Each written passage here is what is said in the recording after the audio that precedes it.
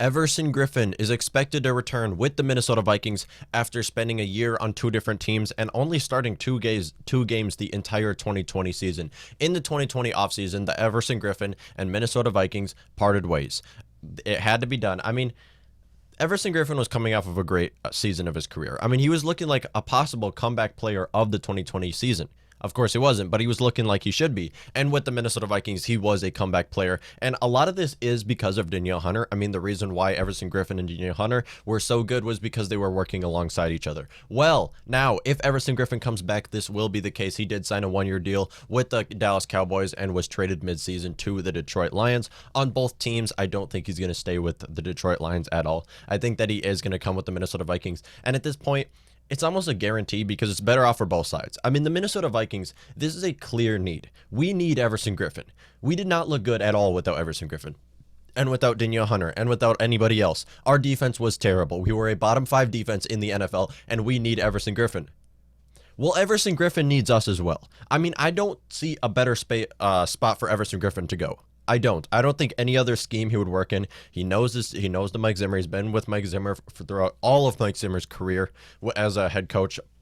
I mean, it just works for both sides. I don't see why anybody would I don't see why the Vikings would not take Everson Griffen, and I don't see why Everson Griffen would not come with the Minnesota Vikings, even for a pay cut. If Everson Griffen can make more money somewhere else, it's better off that he comes with the Minnesota Vikings and plays with the Minnesota Vikings, simply because of how great he's going to look with the Vikings if Danielle Hunter does come back. Now, Danielle Hunter will be back. I'll say that. I do think Danielle Hunter will be back. I don't know if Danielle Hunter will be back and it will be the Danielle Hunter we are used to seeing.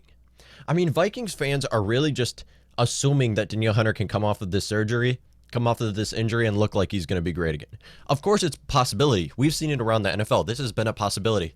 But what we've also seen, players coming off of a massive injury where they haven't played an entire season in the NFL, had surgery, they don't look as good as they used to.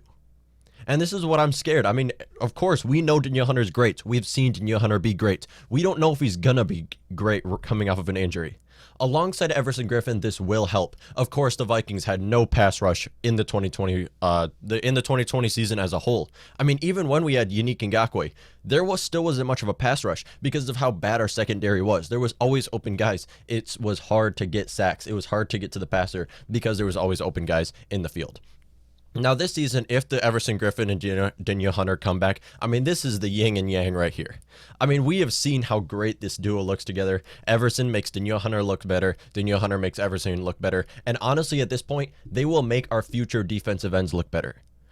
DJ Wonnum may be good. He may be great. Andre Patterson may be one of the best defensive line coaches in the NFL. But at the same time, we need this vet. We need Everson Griffen. He can be a transitional guy. Just put him on a 1 or 2 year deal. I mean, Everson Griffen is 33 years at this point. You don't expect for him to be great forever. I mean, he's been great throughout his whole career. Vikings drafted him in the 5th round, and I think 2010 that they drafted Everson Griffen, I think. I might be wrong about that, but he was a later round draft pick and has looked great with the Minnesota Vikings. Of course, he's looked great and honestly made Danielle Hunter look better. Danielle Hunter, hopefully, he is still a star. He is one of our highest paid players, but still, again, paying Everson Griffen is going to be hard against this cap. I mean, the Vikings are already expected to be negative $5.5 million in cap space, and this is going to be hard against our cap. And what is going to be at stake? I mean, you obviously can't keep Anthony Harris. That's not going to really do anything to the cap because he's not expected to be paid anyways. Trading Riley Reef, trading Kyle Rudolph, this is very high scenarios. But at the same time, I just don't see people taking those deals. Like Riley Reef, you can trade him. That would be good. I mean, he's a high-paid player. You can definitely trade Riley Reef. He's coming off of his best season of his career, allowing 0 sacks in the 2020 season. This would be great to trade Riley Reef. It's a high possibility, and we have his replacement already, and we're going to talk about this later, but this would really be good for the Minnesota Vikings if they were able to trade Riley Reef. Again, trading Kyle Rudolph, I don't see it happening. It's just, his deal is it's just overpaid, and I don't see anyone trading anything for that. If you can even get a 7th-round draft pick for Kyle Rudolph, I will take it. Of course, he's worth more than a 7th-round draft pick, but his contract says otherwise. His contract makes him look like he's a top 3 tight end in the league, and at this point, he's looking like he might be 2 or 3 on the depth chart. I just don't see it happening. And again, DJ Wonnum.